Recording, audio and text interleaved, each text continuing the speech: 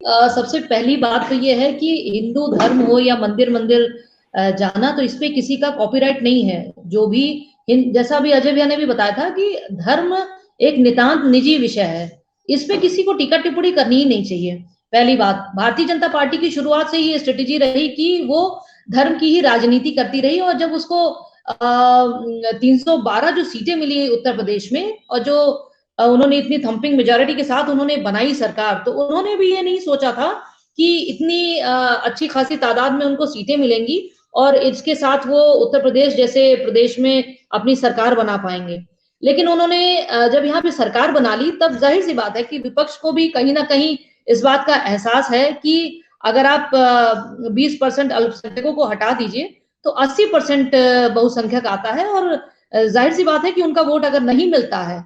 तो आप सरकार बनाने में सक्षम नहीं होते हैं। जितनी भी पार्टियां सियासत कर रही हैं, उनका एकमात्र मोटो ये होता है कि उनको कैसे भी करके सत्ता की जो गद्दी है उस गद्दी तक पहुंचना है। उसके लिए वो कुछ भी करने के लिए तैयार है। साम दाम दंड भेद, यह बोला था चाणक्य ने, वो इसीलिए बोला था कि आपको कैसे भी करके आपको सत्ता तक पहुंचना है। आप याद करिए वो समय, जिस समय मुलायम सिंह और कांशीराम जी एक साथ मिले थे, तो भारतीय जनता पार्टी तब भी रामनामी की लहर पर ही अपना चुनाव लड़ रही थी। उस समय इन्होंने ये नारा दिया था कि मिले मुलायम काशीराम, हवा में उड़ गए जय श्री राम, और उसके बाद उनकी सरकार बनती है और वो फिर से सत्ता में आ जाते हैं। तो अभी अगर हम बात करते हैं अगर कि प्रियंका गांधी घूम रही हैं, या फिर अखिलेश जी भी अभी आपने देखा कि कामतगिरी पर्वत पे जाते हैं, इसके अलावा वो विंध्याचल मंदिर भी जाते हैं, तो इसमें किसी को भारतीय जनता पार्टी को ऐसा क्यों लग रहा है कि उनका कॉपीराइट छीना जा रहा है? अरे भाई, मोदी जी भी तो जब नवरात्र का व्रत रखते हैं तो किसी ने पूछा? लेकिन सारी मीडिया, इंटरनेशनल मीडिया तक, जब वो गए हुए थे अमेरिका, तो आपको याद होगा कि यहाँ के अखबारों ने लिखा कि वो अपना शेफ साथ में लेके गए थे, 9 दिन उन्होंने ये खाया और सिर्फ वो पानी पिया, 2 दिन उन्होंने ऐसे किया वैसे किया। तो भारतीय जनता पार्टी जो राजनीति कर रही थी, जाहिर सी बात है कि और भी दल उनसे सीखेंगे और उस दिशा पे अगर काम करते हैं, तो इसमें बुरा लगने जैसी कोई बात मेरी समझ में नहीं आती है। और जहां तक रही बात राम मंदिर की, तो देखिए राम मंदिर बना, राम मंदिर का जो फैसला आया है वो सुप्रीम कोर्ट से उसका फैसला आया है, और आपको याद होगा जब हाई कोर्ट से इसका जजमेंट आया था, उस वक्त स्टेट में मायावती की सरकार थी। लोगों ने ये अनुमान लगाया था कि हो सकता है कि किसी तरह की दिक्कत हो जाए, दंगा हो सकता है या फिर अनरेस्ट हो सकता है प्रदेश में, लेकिन मायावती की सरकार ने उस पूरे मामले को बहुत अच्छी तरीके से हैंडल किया और उत्तर प्रदेश में एक छोटी सी भी घटना नहीं हुई थी।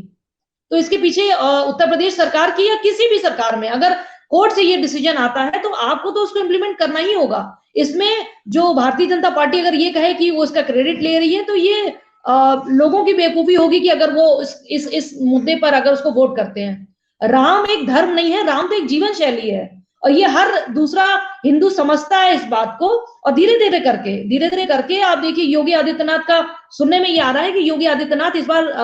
गोरखपुर से नहीं, वो अयोध्या से चुनाव लड़ेंगे। इसीलिए वो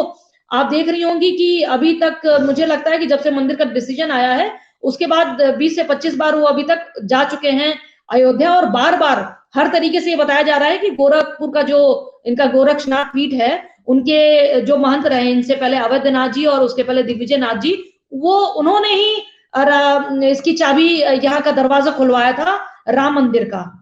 तो बार बार ये एक श्रेय लेने की होड़ मची हुई है कि राम मंदिर बनाने का श्रेय हमारा है। भाई कोर्ट से जजमेंट आया, जजमेंट के बाद से जिसकी सरकार होगी वही उसको कोर्ट के जो जजमेंट को इम्प्लीमेंट करके देगी ना।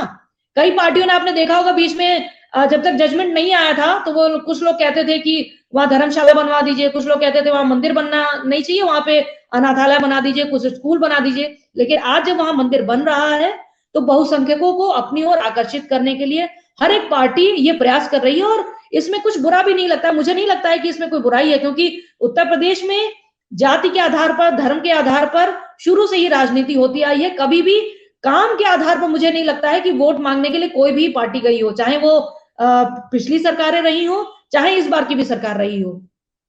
अभी तक योगी आदित्यनाथ हर सम्मेलन में बात करते थे कामों की, लेकिन आप देखिए पिछले 20 दिन से उनकी भाषा पूरी तरीके से बदली हुई है।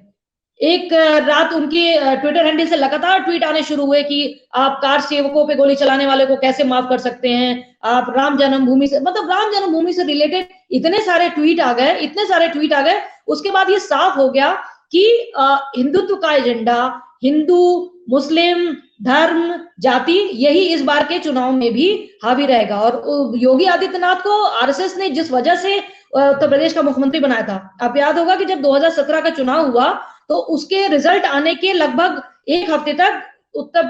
बीजेपी अपना मुख्यमंत्री का चेहरा नहीं तय कर पा रही थी, और अचानक से ही एक हफ्ते बाद हेलीकॉप्टर से उतरते हैं योगी आदित्यनाथ रेबैन का चश्मा लगाए हुए, और ये सबको पता चलता है कि भाई उनको मुख्यमंत्री का कैंडिडेट यहाँ का बनाया गया है, और पैराशूट से लैंडिंग करने के बाद योगी आदित्यनाथ यहाँ पर शपथ लेते हैं। तो भारतीय जनता पार्टी और आरएसएस का एकमात्र एजेंडा यही था कि उनका जो अटायर है, उनका जो पहनावा है, वो अपने आप में आधी बातें तो बोल देता है। हिंदुत्व के एजेंडों को आरएसएस शुरू से ही आगे लेके चल रही है, तो उनको बहुत कुछ बोलने की जरूरत नहीं पड़ती है। अगर योगी आदित्यनाथ है तो सबको मालूम है कि वो भगवा ब्रांड है, बहुत अच्छे ओरेटर हैं, और ओरेटर होने के साथ ही साथ वो बहुत ही भड़काऊ भाषण भी देते हैं। और आप हमसे जुड़े रहने के लिए सब्सक्राइब करें YouTube पर, फॉलो करें Twitter पर और लाइक करें Facebook पर। और ज्यादा जानकारी के लिए आपको टाइप करना होगा सिर्फ न्यूज़ नशा।